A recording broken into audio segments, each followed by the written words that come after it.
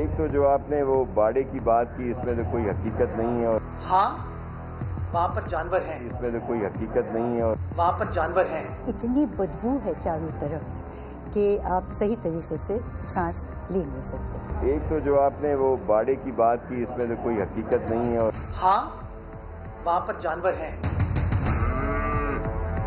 हाँ, वहाँ भैंसे हैं, घर के इस्तेमाल के लिए, घर के स्टाफ के इस्तेमाल के लिए। बिलावल हाउस में सैकड़ों की तादाद में स्टाफ है और हम यजीद नहीं हैं कि लोगों को चाय ना पिलाएं। बाड़े की बात की, इसमें तो कोई हकीकत नहीं है। और इतनी बदबू है चारों तरफ। हाँ, वहाँ भैंसे हैं, तमाबादी ले गया।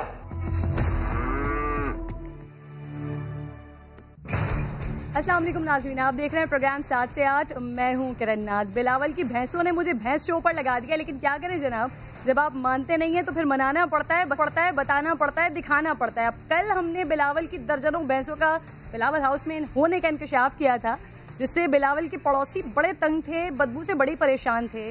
लेकिन वजीर इत्तलात को जनाबे वाला भैंसों की बिलावल हाउस में चहलकदमी का तो इल्म ही नहीं था। आज मुर्तज़ा वहाब साहब ने खुलकर बता दिया है, भैंसे हैं, बिल्कुल हैं, लेकिन वो तो सैकड़ों मुलाजिमीन को चाय पिलाने के लिए है। अब पहला सवाल तो मेरा ये है कि आपने खुद ही कहा है कि 7 बजे से शुरू हो जाएगा, तो सर फिर आपका हुक्म सर आंखों पर। तो पहला सवाल ये है कि 4 लोगों के लिए सैकड़ों मुलाजिमीन की ज़रूरत क्या है?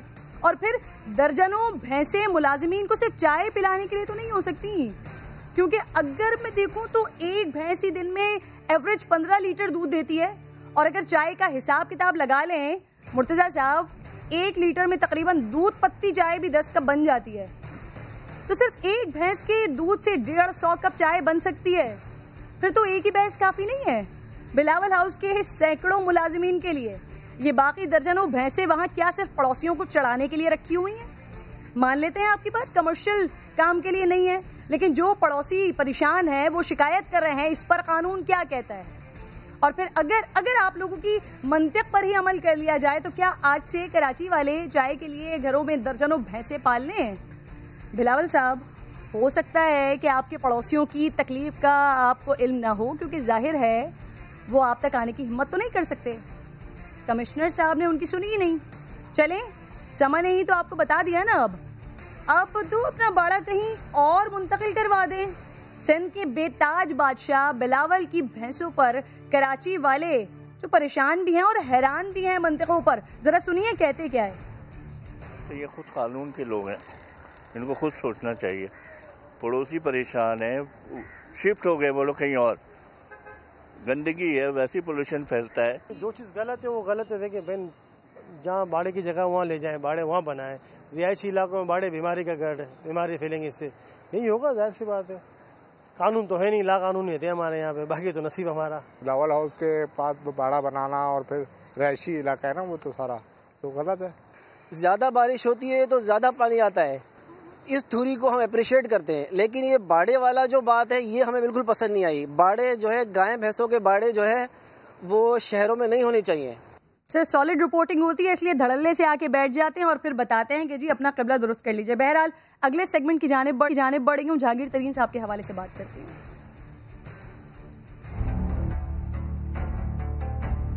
जहांगीर तरीन को मैंने बड़ा वाज़ेह तरीके से कहा, वो ये कह रहे हैं कि उनसे नाइंसाफी हुई है। मैं नाइंसाफी कभी किसी से नहीं की। तो जब मैं मुखालिफ से नहीं करता तो जो मेरी पार्टी में जहांगीर तरीन, उससे मैं कैसे करूंगा? चीनी महंगी करके लोगों से नुकसान पहुंचाया, ये मेरा आपसे वादा है। कभी मेरी गवर्नमेंट चली जाए उनको एनआरओ नहीं मिलने लगा।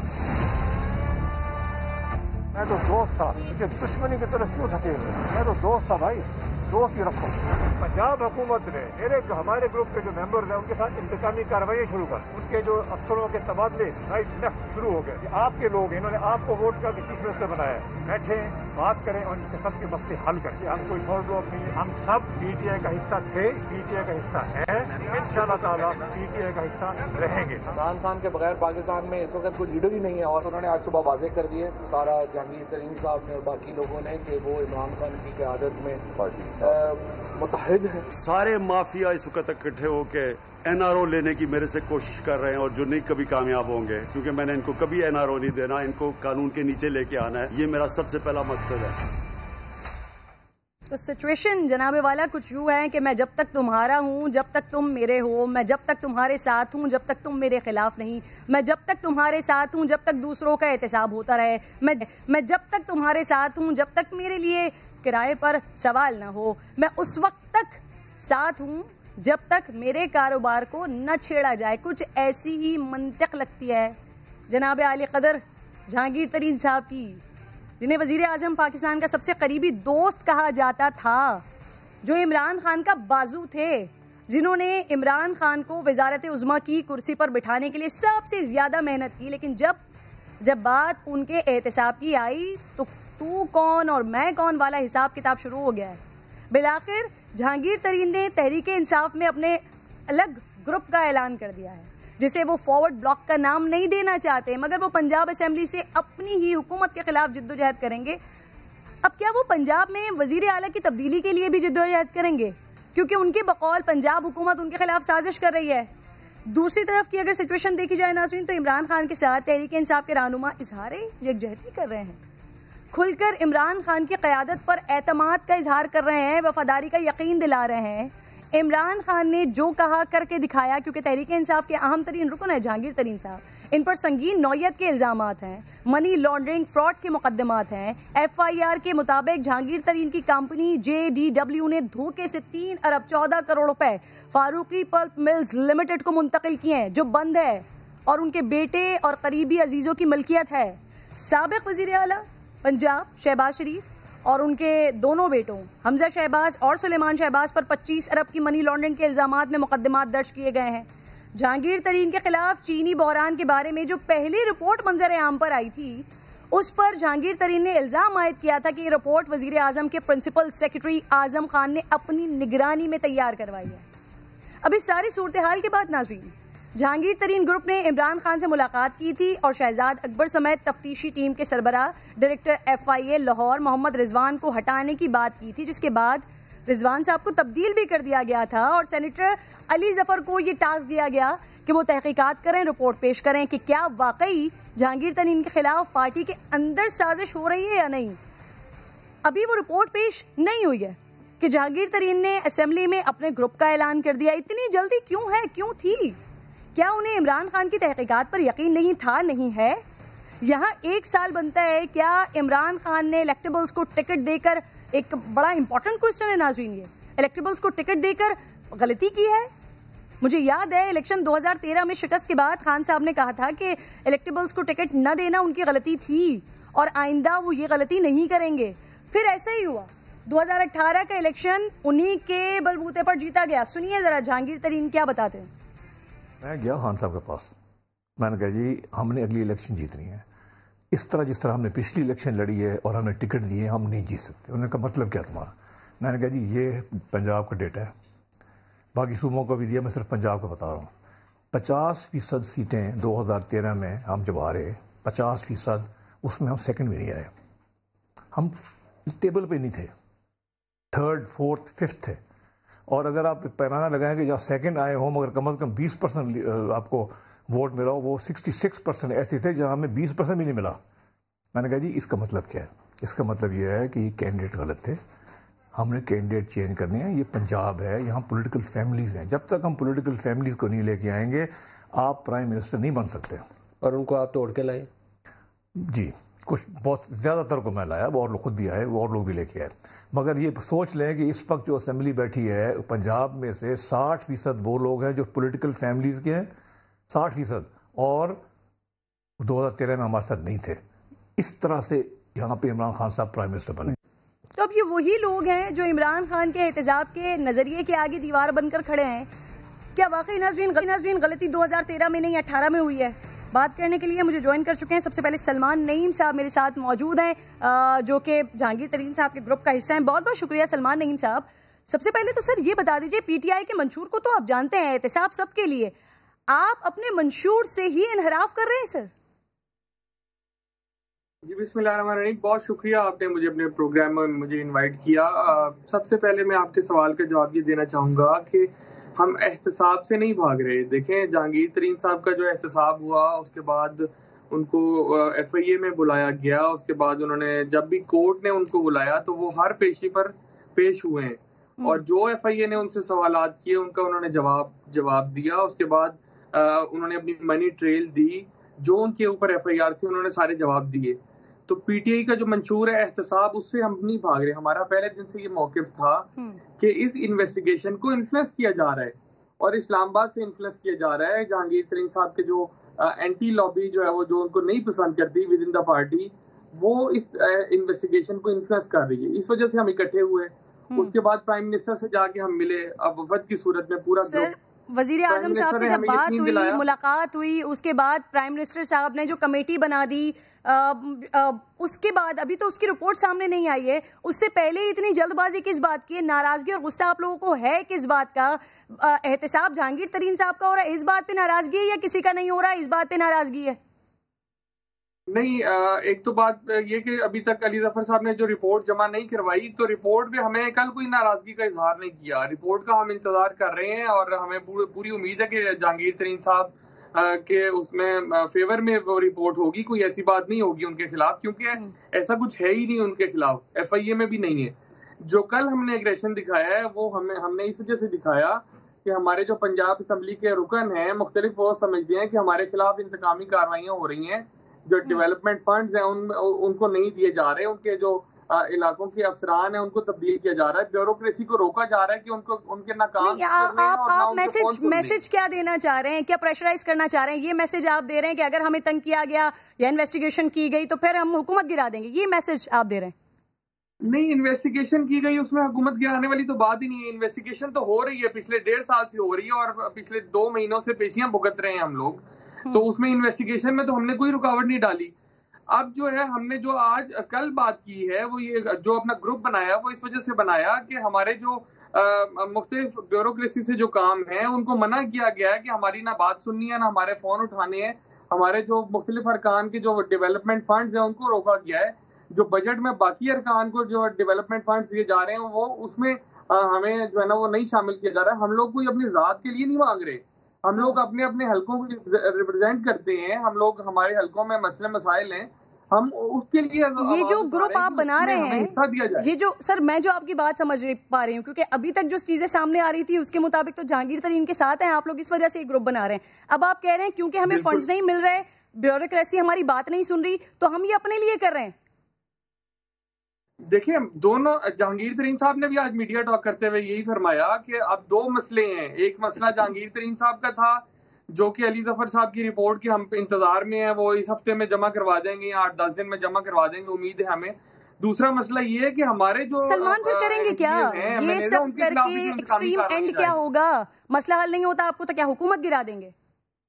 देखिए, अगर बजट में अगर हम समझते हैं कि अगर अवामी उमंगों के खिलाफ जो है वो बजट आता है और अवाम के उसमें कोई रिलीफ दिया जाता है अवाम को, तो हम हक बजाने पे, हमें अवाम ने वोट दिया। अच्छा, ये वाला जो बजट आने वाला है यही अवामी उमंगों के खिलाफ आ रहा है? इससे पहले जितने भी आए हैं वो सब सही थे? देखिए, पहले मैं आपको हर रुकन के ना पहले कोई ना कोई मसाइल थे, लेकिन सर तब लोग इकट्ठे नहीं थे। जहांगीर तरीन एक शेल्टर मिल गया, एक शेडो मिल गया, जिसके साथ सब इकट्ठे हो गए हैं एक ग्रुप की सूरत में। अब ग्रुप इसी वजह से अनाउंस किया कि किसी एक को भी कोई मसला मसाइल होगा, अगर किसी एक मेंबर को भी हुकूमत नहीं सुनती तो सब लोग उसके साथ खड़े। सलमान, जरा इस बात को क्लियर कर दीजिएगा, अगर अवामी उमंगों के खिलाफ आपके मुताबिक ये बजट नहीं आता है तो आप लोग वोट नहीं देंगे? बिल्कुल, हम इस बारे में सोचेंगे। अक्सरियत की राय ये हम लोगों के जो रुकन है उनकी खुलकर बात करें। जब आप लोग खुलकर सामने आ गए तो फिर खुलकर बात करें। बिल्कुल, मैंने आपको इससे खुल के बात क्या होगी कि अभी अक्सरियत की राय ये है कि हम इस बजट इजलास का बाइकआउट करें। जी अच्छा, इशाइये से एक खबर आई सुबह, जहांगीर तरीन साहब ने डिनाई कर दिया, तो जो बात कर रहे हैं वो आप लोग खुलकर करें ना। नहीं, जहांगीर तरीन साहब ने क्या डिनाई किया? उन्होंने ये डिनाई किया कि ग्रुप नहीं बना। ग्रुप तो बना हुआ है, कोई फॉरवर्ड ग्रुप नहीं है, डिनाई कर दिया उन्होंने। पीटीआई का हिस्सा है। हमने भी कभी नहीं कहा, कल खबर भी ये नहीं आई कि फॉरवर्ड ग्रुप बना है। हमने तो एक ग्रुप बनाया है अपने जो मसले मानी ग्रुप की खबर दी आप लोगों ने मीडिया को, सुबह उन्होंने इस बात को डिनाई कर दिया। पार्लिमानी लीडर हमने अनाउंस किया नवानी साहब को और कौमी असेंबली में राजा रियाज साहब को कि वो हमारी नुमाइंदगी करेंगे असेंबली में। पीटीआई का हिस्सा, फिर पीटीआई का हिस्सा कैसे हैं आप लोग जब पार्लिमानी लीडर आप अपना अनाउंस कर रहे हैं? तो देखिए, पीटीआई से हमने कोई अलहदगी तो नहीं अनाउंस की ना। अभी तो हमने अपना ग्रुप अनाउंस किया है, उसका लीडर अनाउंस किया है कि वो हमारी नुमाइंदगी करेगा। सलमान, ये आप कंफ्यूज हो रहे हैं, कंफ्यूज कर रहे हैं। अगर आप अलहदा नहीं है तो फिर पार्लिमानी लीडर कैसे होगा आपका असेंबली में? देखिए, हर ग्रुप जो होता है उसका कोई ना कोई लीडर तो होता है ना। तो वो पार्लिमानी अगर लीडरान जो सारे रुकन हैं, पार्लिमानी रुकन ही है ना सब लोग, अगर उनका कोई लीडर होगा तो वो पार्लिमानी लीडर उनका कहलाएगा। हमने उनको नॉमिनेट कर दिया नवानी साहब को। ये कैसा ग्रुप है? पार्लिमानी लीडर तो पीटीआई का जो हुकूमत का वजीर आला है ना। देखिए, हम लोग पीटीआई से अगर अलहदगी इख्तियार करें तो फिर कोई ऐसी बात करें ना। कानूनी तौर पे तो जाहिर है वो पार्लिमानी लीडर जो है वो वजीर आला ही होंगे, लेकिन जो हमारा ग्रुप है 32 लोगों का, उन लोगों के जो लीडर हैं वो हमने अनाउंस किए। आपके स्टेटमेंट में, जहांगीर तरीन साहब के स्टेटमेंट में दोनों में कॉन्फ्लिक्ट है, तजाद है। आप कह रहे हैं पार्लिमानी लीडर बना दिया है, वो कह रहे हैं पीटीआई का हिस्सा है। तो ये होते हुए तो ऐसा नहीं हो सकता जो आप कह रहे हैं। मुझे बताएं कि जहांगीर तरीन साहब ने आज क्या नहीं कहा कि नवानी साहब को और राजा रियाज साहब को हमने लीडर अनाउंस? उन्होंने कहा मीडिया को गलतफहमी हुई। नहीं, आपको जुमे वाले दिन पता लग जाएगा कि भी जो है ना वो लीडर नवानी साहब हैं पार्लिमानी या नहीं है। आप उसको ग्रुप लीडर का नाम ले लें, आप उसे पार्लिमानी लीडर का नाम ले लें, आप उसको नाम कोई भी दे दें, लेकिन वो हमारी जो नुमाइंदगी करेंगे वो नवानी साहब ही करेंगे असेंबली में। अच्छा, उसके बाद फिर होगा क्या होगा? हम चाहते हैं कि भाई जो हम अभी तक परफॉर्मेंस नहीं दिखा सके, हम डिलीवर नहीं कर सके लोगों को, जो हम लोगों को से वादे करके आए थे वो हम डिलीवर करें। लोगों को जो है ना रिलीफ दें। लोग जिस तरह जो है वो महंगाई के मसले में फंसे हुए हैं, उससे हम निकालने की कोशिश कर रहे हैं। हम चाह रहे हैं बजट में ज्यादा से ज्यादा लोगों को रिलीफ मिले आवाम को। कैसे निकालेंगे? हम समझते हैं कि महंगाई में कमी लाने की जरूरत है। अगर चीनी जो है वो लोगों को लाइनों में लग के मिल रही है, आटा अगर लोगों को लाइनों में लग के मिल रहा है, तो आप क्या समझती हैं कि ये ठीक है? ये बिल्कुल भी ठीक नहीं है। हम लोग इसके खिलाफ आवाज उठा रहे हैं। तो क्यों मतलब पीटीआई के फॉलोअर्स आज सारा दिन जो है सलमान, इसको समझने के लिए ज्यादा आसान करते हैं, सादा करते हैं। मुझे ये बताइए, अगर आपके मुतालबात नहीं माने जाते, जो रिलीफ आप लोगों को चाहिए वो आपको नहीं मिलता, तो फिर उसके बाद क्या उस्मान बुज़दार साहब के खिलाफ अदम एतमाद की तहरीक वाला ऑप्शन भी ज़ेरे गौर है? बिल्कुल, हर ऑप्शन ज़ेरे गौर है। और सबसे पहले बजट आ रहा है, क्योंकि बजट को हम फोकस कर रहे हैं। इस वजह से हम ये बजट इजलास में जाना या ना जाना जो है फिलहाल उस बारे में सोच रहे हैं। अदम एतमाद तो फिर बजट के बाद का कोई अगर प्रोसेस हुआ तो फिर होगा। सही। अच्छा, ज़ेरे गौर है ये ऑप्शन? बिल्कुल, हर बंदे की अपनी राय है। जहांगीर तरीन साहब का जो ग्रुप है वो उसमें जमहूरियत है। जहांगीर तरीन साहब की कोई डिक्टेटरशिप नहीं है। हर बंदे की अपनी राय है, हर रुकन अपनी राय देता है और उस पर हम बहस करते हैं। अगर अक्सरियत की राय होती है तो उस पर अमल दरामद किया जाता है। शुरू दिन से ऐसा हो रहा है। अच्छा, आप कह रहे हैं कि साजिश हो रही है और ये अंदर ही साजिश हो रही है, तो फिर ये बताइए कि इससे पहले आप लोग हुकूमत का हिस्सा हैं, शहबाज शरीफ साहब के खिलाफ कार्रवाई होती है, वो कहते हैं साजिश हो रही है मेरे खिलाफ, जरदारी साहब के खिलाफ कार्रवाई होती है, वो कहते हैं साजिश हो रही है, मियाँ साहब के खिलाफ कार्रवाई होती है, वो कह रहे हैं साजिश हो रही है। तो ये भी वही वाली साजिश है, वो वाली बात सही थी, ये यहाँ पर साजिश हो रही है, हो क्या रहा है? देखिए, हमने तो बड़ी कैटेगोरिकली हमारा केस बड़ा डिफरेंट है और बड़ा वाजे है। हमारे ऊपर इल्जाम, जहांगीर तरीन साहब के ऊपर इल्जाम ये है कि चीनी की जो महंगाई हुई उसके वो जिम्मेदार हैं। हालांकि उनके ऊपर जो तीनों FIR हैं उनमें चीनी का जिक्र ही नहीं है। देखिए, अगर किसी के ऊपर इल्जाम है तो FIR तो वो कटवाएं।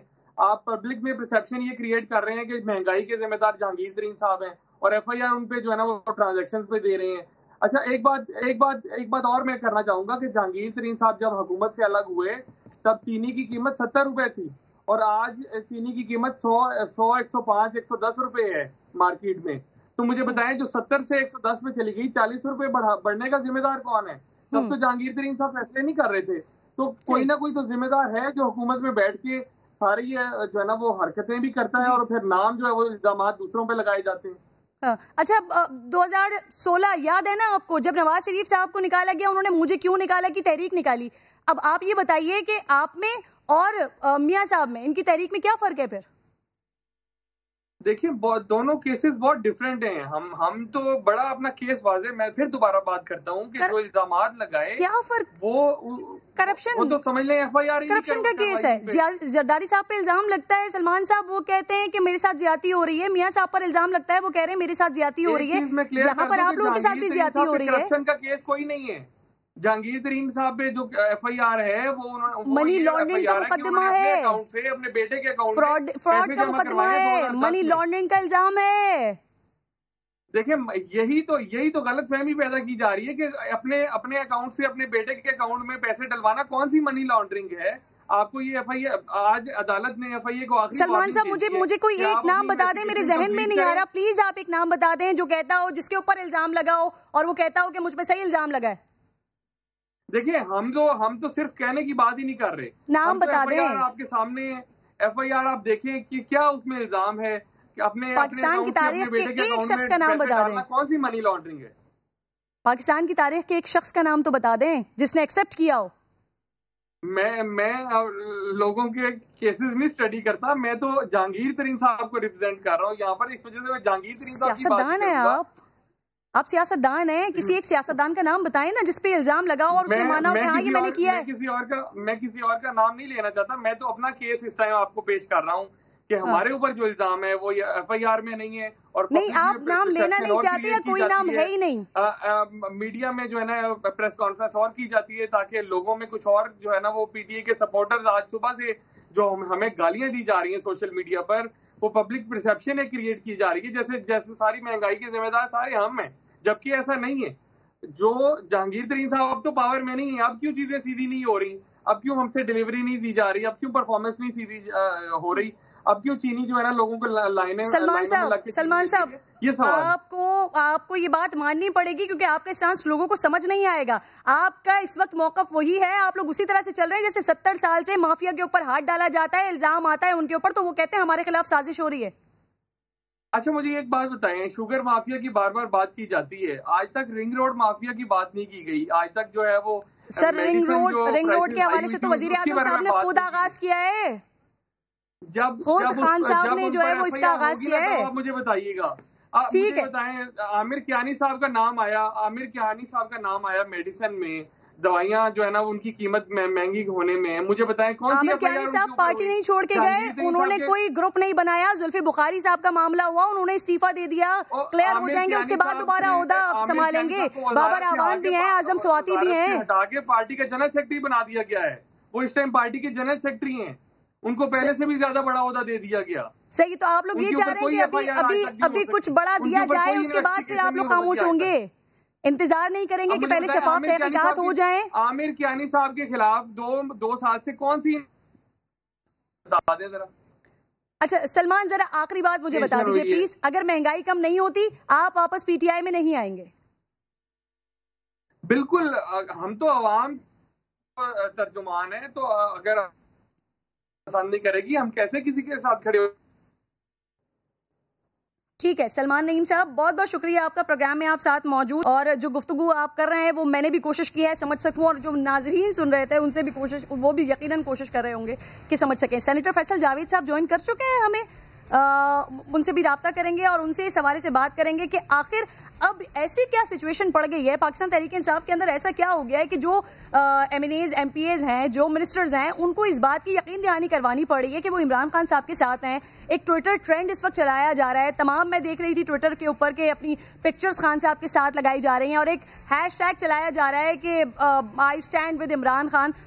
ऐसा करने की क्या ज़रूरत है? ज्वाइन कर चुके हैं फैसल जावेद साहब, मुझे बहुत बहुत शुक्रिया सर आपका। सर आज जो कुछ हो रहा है उसको देखकर लगता है आपको इमरान खान साहब ने इलेक्टेबल्स को टिकट देकर गलती की है?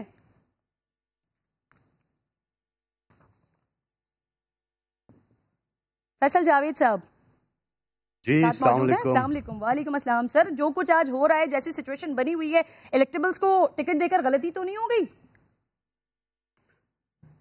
देखिए, सबसे पहले तो एक चीज़ समझने की ज़रूरत है, और वो ये समझने की ज़रूरत है कि जो तहरीक इंसाफ की जो बुनियाद रखी इमरान खान साहब ने 1996 में, उसका नाम ही रखा इंसाफ की तहरीक, और बेइंसाफ़ी, टू पार्टी सिस्टम, आवे कावा बिगड़ा हुआ, दोनों पार्टियां इक़्तिदार में आके करप्शन करती रही, पीपल्स पार्टी और नून लीग, और अवाम के साथ बेइंसाफ़ी करते रहे। इसलिए इमरान खान साहब ने तहरीक इंसाफ को बनाया, और इमरान खान साहब इंसाफ करते हैं और इस पे पूरा यकीन करते हैं। जहांगीर खान तरीन साहब ने आज सुबह जो प्रेस कॉन्फ्रेंस की, और ये भी याद रखें कि उन्होंने वो पेशी के बाद प्रेस कॉन्फ्रेंस की है।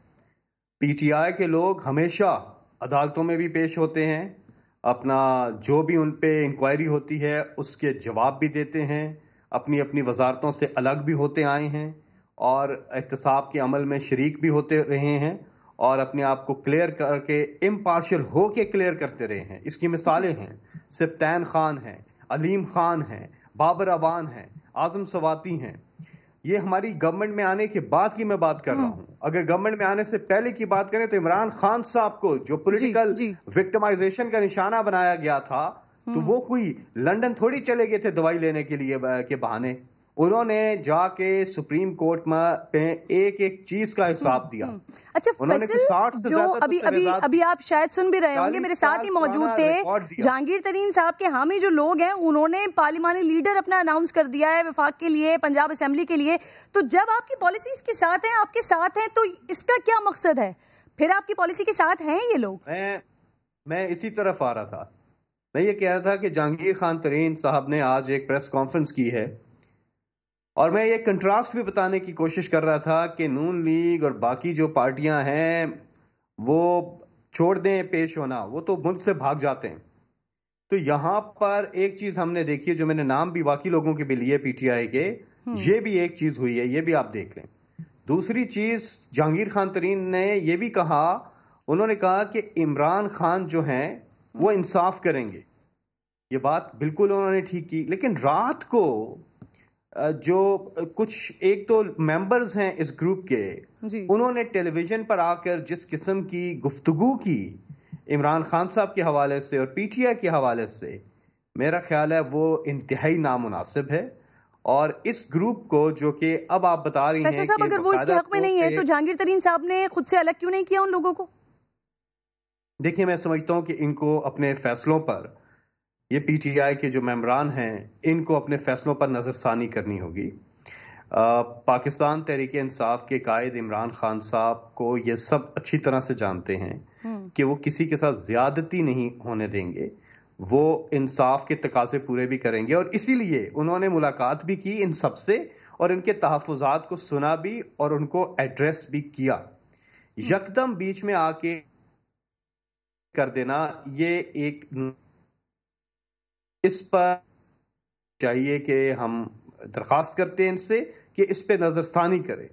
और साथ ही में ये भी पूरे पाकिस्तान की अवाम को भी पता है कि पाकिस्तान तहरीके इंसाफ जो है वो इमरान खान का ही दूसरा नाम है, क्योंकि उन्होंने ही पार्टी बनाई है और तनहा उन्होंने एक स्ट्रगल की है 1996 से, और पार्टी जो है वो इमरान खान है और इमरान खान जो है वो पीटीआई हैं। ये चीज मैं इसलिए कह रहा हूं कि कल एक दो मेंबरान कल एक दो चैनल्स पर ये डिस्कशन कर रहे थे, और इस हवाले से वो ये कह रहे थे कि जी ये आप किसके लिए वाजे कर रहे हैं? मैं ये नजीर चौहान है एक हमारे पीटीआई के, वो ये बात कर रहे थे कि जी क्या पीटीआई इमरान खान ही है, हम कुछ नहीं है, हमने जो स्ट्रगल की है। भाई, आपने इमरान खान साहब के साथ मिलके जो काम किया है, तो अवाम ने इमरान खान के नाम पर आपको वोट दिया है। शाह महमूद कुरैशी साहब हों, असद उमर हो, फवाद चौधरी हों, शफकत महमूद हों, कोई भी आप नाम ले ले, मुराद सईद हों, अली मोहम्मद खान हो, असद कैसर हो, कोई भी नाम ले ले, डॉक्टर सदर जहांगीर तरीन साहब इससे बिल्कुल इससे अलग बात करते हैं। वो कहते हैं ऐसा हरगिज नहीं है, ये इलेक्टेबल से उनके खानदान थे जिनकी वजह से आज हुकूमत है। मैंने आगाज में सुनवाया भी है ये। नहीं, जहांगीर खान तरीन साहब ने इस पार्टी के लिए बहुत ज्यादा खिदमात दी हैं, बहुत ज्यादा खिदमात दी हैं। वो 2011 से तहरीक इंसाफ का हिस्सा है। एक डेकेड, एक दहाई, 1 साल हो गया, 10 साल हो गए। जहांगीर खान तरीन की बेशुमार तकरीर मौजूद हैं जहांगीर खान तरीन साहब ने हमेशा कहा कि ये जो लोग जलसों में आ रहे हैं या ये जो वोट दे रहे हैं, ये इमरान खान के नजरिए को वोट दे रहे हैं, ये इमरान खान को वोट दे रहे हैं। बेशुमार सेक्रेटरी जनरल पाकिस्तान तहरीक इंसाफ के थे, फैसल साहब, उसी जहांगीर तरीन ने तो ये भी कहा ना जो मैंने बताया। बहुत बहुत शुक्रिया, प्रोग्राम में आप साथ मौजूद थे। अगले सेगमेंट की जानिब बढ़ रही हूँ। एक और अहम मामला है नाज़रीन जिसको डिस्कस करना बड़ा ज़रूरी है। 10 दिन बाद मियां नवाज शरीफ साहब को याद आ गया कि उनके तर्जुमान मोहम्मद ज़ुबैर ने इस्टेब्लिशमेंट से सुलह का बयान दिया है, जिस पर नवाज शरीफ ने मोहम्मद ज़ुबैर से वजाहत तलब कर ली है। जवाब में मोहम्मद ज़ुबैर साहब ने गलती तस्लीम करते हुए माफ़ी भी मांग ली। कमाल बात है ना। पीडीएम के टुकड़े टुकड़े होते ही कुछ अरसे बाद मरियम खामोश हो जाती हैं, कोई बयान सामने नहीं आता, शहबाज शरीफ की ज़मानत भी हो जाती है और फिर वो बाहर जाने लगते हैं। लेकिन लंदन परवास करने से रोकते ही मरियम फिर एक्टिव हो जाती हैं। न सिर्फ हुकूमत बल्कि एस्टैब्लिशमेंट को भी तनकीद का निशाना बनाना शुरू कर देती हैं। गद्दारी खेलना हम बहुत सालों से सुनते आ रहे हैं। जिसने आईन में पाकिस्तान की बात की और वो गद्दार कहलाया, तो याद रखो कि पूरा पाकिस्तान गद्दार है। कानून की पासदारी करना गद्दारी है, तो हाँ, ये गद्दारी हम बार बार करेंगे। गद्दार वो है जो कश्मीरियों का सौदा करके मुंह लटका के पाकिस्तान वापस आए। वो वक्त भी करीब है जब इस धरती का बेटा नवाज शरीफ इंशाअल्लाह ताला हमारे दरमियान। अब ये क्या माजरा है? शहबाज शरीफ का जाना, जुबैर साहब का बयान और फिर रुकती ही तनकीद शुरू। और अब नवाज शरीफ साहब को भी याद आ गया कि जुबैर साहब ने ना गलत बात की थी। नईम, क्या माजरा है ये? किरण, अगर माजी देखा जाए तो आपके सवाल बिल्कुल सही हैं। ये हर एक के जहन में है कि कभी डील हो जाती है, कभी खामोशी हो जाती है, कभी फिर बयानिया आ जाता है। ये मुख्तलिफ मामला पिछले 2 साल में कम अज़ कम देखा जाए तो कई दफ़ा हालात बदले हैं और मियाँ साहब बाहर भी चले जाते हैं, मरियम खामोश हो जाती हैं, फिर दोबारा शहबाज शरीफ आते हैं, वो जेल जाते हैं, फिर मरियम नवाज़ जो हैं वो बोलना शुरू हो जाती हैं। फिर अभी भी ऐसे हुआ कि जब शहबाज शरीफ ने बाहर जाना था तो वो कुछ दिन कहेंगे, कुछ दिन वो खामोश रही और उसकी वजह यही थी कि कहीं उनके बोलने से इनके जाने में रुकावट ना पेश आए। और ये मामला सिर्फ मरियम नवाज़ या शहबाज शरीफ नहीं, ये अक्सर लीगी सीनियर रहनुमा जो हैं वो भी इस तरह एहतियात उस वक्त करते हैं जब शरीफ फैमिली या इनके किसी लीडर ने इस तरह का रिलीफ लेना होता है। तो वो तो नहीं मिला, खान साहब बीच में आए और शहबाज शरीफ को रोक लिया, बल्कि अब तो ECL में नाम आ गया। जो मोहम्मद ज़ुबैर साहब ने बात की है उसमें एक तो ये 10 रोज़ नहीं, हम कहेंगे 3-4 रोज़ पहले ये मामला हुआ, लेकिन इसको सीक्रेट रखा गया, छुपाया गया, क्योंकि जाहिर है बहरहाल अभी भी उनको तर्जुमान मोहम्मद ज़ुबैर को कायम रखा है। उनकी जाहिर है इससे जो है वो रिस्पेक्ट थोड़ी कम हुई है, होनी थी। तो लेकिन समा ने ये पता लगा लिया और ये कंफर्म है कि मियां नवाज शरीफ ने बिल्कुल नाराज़गी का इजहार भी किया, बल्कि वो इस पर उन्होंने 3-4 लोगों से ये मशावरत की कि अब इनको तर्जुमानी से हटा दिया जाए। लेकिन बीच में एक अहम शख्सियत आ गई शरीफ ख़ानदान की ही, उन्होंने आकर कहा कि नहीं, इनकी बड़ी हिदमात हैं, इसलिए अब शोकाज तक बात चली जाए। तो शोकाज हुआ, फिर उन्होंने फ़ौरन माफ़ी मांग ली, कोई उज़र पेश नहीं किया, कहा गलती हो गई। लेकिन कुछ लीगी रहनुमाओं से उनकी जो बातें हुई हैं, जब उन्होंने पूछा कि आप जनाब ने ये ऐसे कैसे इतनी बड़ी स्टेटमेंट दी, तो उन्होंने कहा कि मैं तो शरारतन बात की, क्योंकि शहबाज शरीफ की जो एक्टिविटीज़ थी बिल्कुल ठीक है, मजाक का रंग देने की कोशिश किया उन्होंने इस बात को। बहुत बहुत शुक्रिया आप सही मशरफ बट। एक छोटा सा ब्रेक ले रही हूँ नाज़रीन, ब्रेक के बाद वापस आऊँगी तो फ़लस्तीन में जो कुछ हो रहा है उस पर बात करूँगी कि जो कुछ भी हो रहा है क्या ये जंग अजीम की तरफ इशारा है।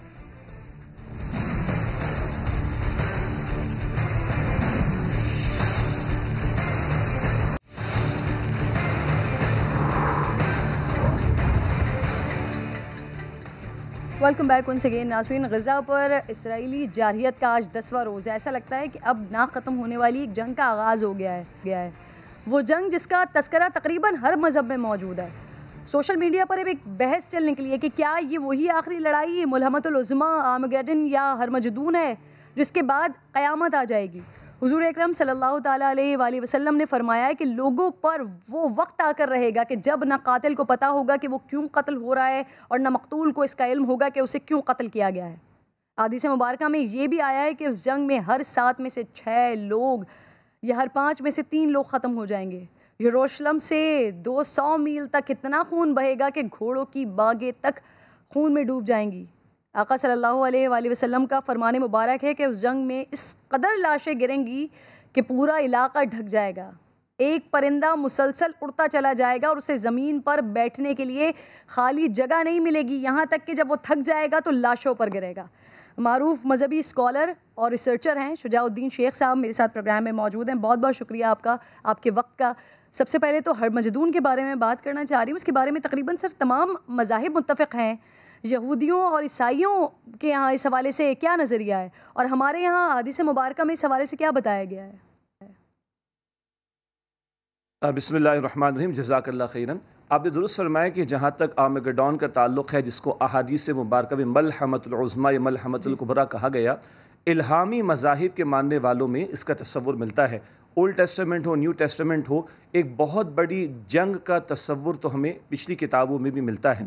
अलबत्ता ये नुक्ता क्लियर रहना चाहिए कि पिछली किताबें अपनी असल हालत में अब मौजूद नहीं हैं। बहुत कुछ उसमें अमेंडमेंट्स हो चुकी हैं, तहरीफ़ात हो चुकी हैं, लेकिन उसूली एतबार से आर्मेगेडोन यानी एक बहुत बड़ी जंग का होना एक ऐसे इलाके में कि जहाँ पहाड़ी इलाके हों और जहाँ सतह मुर्तफ़ा हो, ये मजदून का तर्जमा यही किया जाता है, पहाड़ी इलाका, सतह मुर्तफ़ा वाला इलाका। तो ये तसव्वुर तो पिछली किताबों में भी, अहादीस मुबारका में जो अल्फाज हमें हदीस की किताबों में मिलते हैं, मलहमतुल उज़्मा या मलहमतुल कुबरा, लहम कहते हैं गोश्त को, यानी ऐसी जंग के जिससे बहुत खून बहेगा, बहुत बड़ी तादाद में लोग हलाक हो जाएंगे, तो उसको मलहमतुल उज़्मा मलहमतुल कुबरा कहा गया। और हमारे यहाँ अहादीस की जो रिवायात मिलती हैं उनका हासिल ये है कि क़यामत से पहले ये बहुत बड़ी जंग का मामला होना है और उसके बाद बहरहाल दीन इस्लाम का गलबा भी होना है। सिर्फ जंगों का जिक्र नहीं है, उस बड़ी जंग के बाद इस्लाम के आलमी सतह पर गलबे का तसव्वुर भी अहादीस मुबारका में मिलता है। गोया कि इसमें हमारी एक इंस्पिरेशन का मामला या खुशखबरी का पहलू भी दिखाई देता है। ठीक है, अब शुजा साहब, इस जंग को जैसे आपने बताया मलहमतुल उज़्मा, हरमजदून का नाम दिया गया है, सर इसकी ख़ास वजह के हवाले से बताइएगा। और फिर उसके बाद इस जंग का आगाज़ आप बता रहे हैं कि पहाड़ी सिलसिला जहाँ पे होगा वहाँ से होगा, कहाँ तक फैलेगी, कौन कौन से मुल्क इसकी लपेट में आ सकेंगे सर? जी अच्छा, एक और नुक्ता जो उसूली एतबार से इन प्रोफेसीज़ के बारे में या इन बशारात के बारे में या मुस्तक़बिल की ख़बरों के बारे में हमें क्लियर रहना चाहिए, वो ये कि जितना रसूलुल्लाह अलैहिस्सलाम ने वज़ात हमारे सामने फरमा दी है उसको हम उसी सतह पर रखें।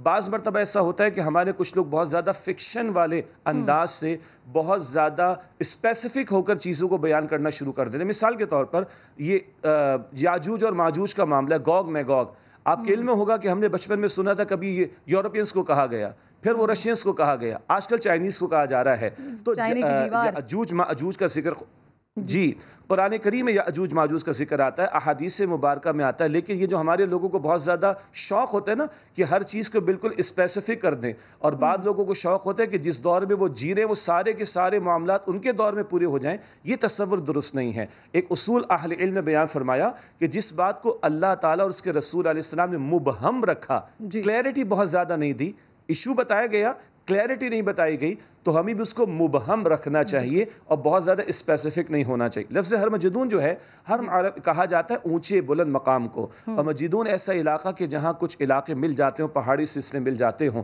और एक राय अहले इल्म की ये है कि इसराइल और लबनान और शाम के इलाके, मैं इस कर रहा हूँ कि ये मामला उम्मत के लिए कोई नया मसला नहीं। जो इजराइल की तरफ से जुल्म सितम के पहाड़ तोड़े जा रहे हैं, ये कोई नया मसला नहीं है। अलबत्ता इसको भी समझ लेना ज़रूरी है। 57 मुस्लिम ममालिक हैं, लेकिन ये मुल्क है जो इस्लाम के नाम पर मांगा गया, इस्लाम के नाम पर ये मुल्क अता फरमाया। बहुत इंपॉर्टेंट बात आप वो कर रहे थे जो कायदे आज़म मोहम्मद अली जिन्ना रहमतुल्लाह अलैह ने की थी फ़लस्तीन के हवाले से और इसराइल के हवाले से, और फिर उसके बाद ये नाज़रीन को सुनना बहुत ज़्यादा ज़रूरी है। शुजा साहब प्लीज़। जी, तो अरब वॉर मुकम्मल होने के बाद इसराइली वज़ीर आज़म ने 1967 में कहा, हमें अरबों से परेशानी नहीं, हमारा सबसे बड़ा नज़रियाती दुश्मन पाकिस्तान है।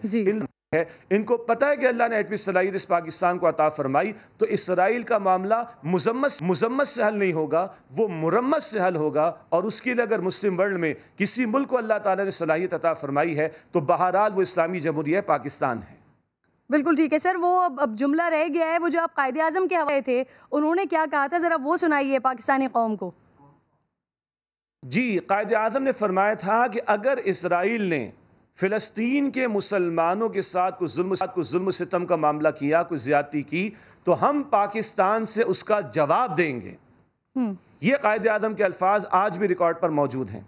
सही। अच्छा सर, 1990 में जब खलीज की जंग जारी थी और फिर इसराइल लेबनान जंग में भी हरमजदून का बड़ा जिक्र बड़े ज़ोरों शोर से हुआ था। अब भी बाज़ अफराद उस हालिया इसराइली दहशतगर्दी को हरमजदून की इब्तिदा करार दे रहे हैं। तो सर, वैसे तो आगाज़ में आपने कहा कि जिस चीज़ को अल्लाह ताला ने, अल्लाह के रसूल ने मुबहिम रखा है, उस पर इतनी ज़्यादा खुलकर वो नहीं होना चाहिए, जितना है उतना बात कर लेनी चाहिए। लेकिन वाकई अब जो एक परसेप्शन क्रिएट हो रहा है, क्या वाकई ऐसा लग रहा है सर? हाँ, ये कहा जा सकता है कि हालात उस तरफ जा रहे हैं, लेकिन हम ये कहें कि सन 2021 में आज जो इजराइल ने किया, यही नुक्ता आगाज होगा हरमजदून के लिए, ये कहना थोड़ा मुश्किल होगा। बहुत बहुत शुक्रिया, बहुत बहुत शुक्रिया शुजाउद्दीन शेख साहब। बड़ी ज़बरदस्त गुफ्तगू रही आपकी। आवाज़ क्योंकि मुझ तक सही नहीं पहुँच पा रही, डिस्टर्बेंस है उसमें, इस वजह से मज़ीद मैं आपकी गुफ्तगू नहीं सुन सकी। लेकिन यकीनन ये हमारे लिए इस वक्त पर जोश और जज्बे के लिए बहुत ज़्यादा ज़रूरी गुफ्तगू है जो अभी प्रोग्राम में हो रही थी। तो नाज़रीन, खुद जुल्म व जबर की 200 साल तारीख़ रखने वाला अमरीका फ़लस्तीन के मसले में सहूनी जुनूनी हुकूमत की भरपूर पुष्टपनाही करता है। ये मुनाफ़िक़त की इंतहा नहीं है तो फिर और क्या है कि इंसानी हुकूक का राग अलापने वाला दुनिया का सबसे बड़ा जमहूरी मुल्क इजराइल जैसी खूनख्वार रियासत के आगे एक भीगी बिल्ली के सिवा कुछ नहीं है। जो बाइडन ने कल एक बार फिर जारहाना हमलों का इजराइल का दिफाई हक करार दिया इसको। इस बयान पर हैरत तो बिल्कुल नहीं हुई मुझे, क्योंकि ये उनकी पुरानी तारीख़ रही है। अब ज़रा सुनते जाइए। सन 1948 में अमेरिका वो पहला मुल्क था जिसने इजराइल को तस्लीम किया था। 1967 में इजराइल मिस्र 6 रोज़ा जंग में सहूनियों ने गज़ा, गोलान की पहाड़ियों और उर्दन की ज़मीन पर बड़े पैमाने पर गासिबाना कब्ज़े किए, लेकिन उसके बावजूद अमरीकी सदर जॉनसन ने साफ कह दिया अमरीका इजराइल पर जारियत के किसी इल्ज़ाम को कबूल नहीं करेगा। अरब इजराइल जंग में रिचर्ड निक्सन इसराइल को बड़े पैमाने पर जंगी जहाज़, जदीद असलहा फराहम किया। 1982 में इसराइल ने लेबनान पर हमला किया, तब भी अमरीकी सदर रेगन ने इसका भरपूर दिफा किया।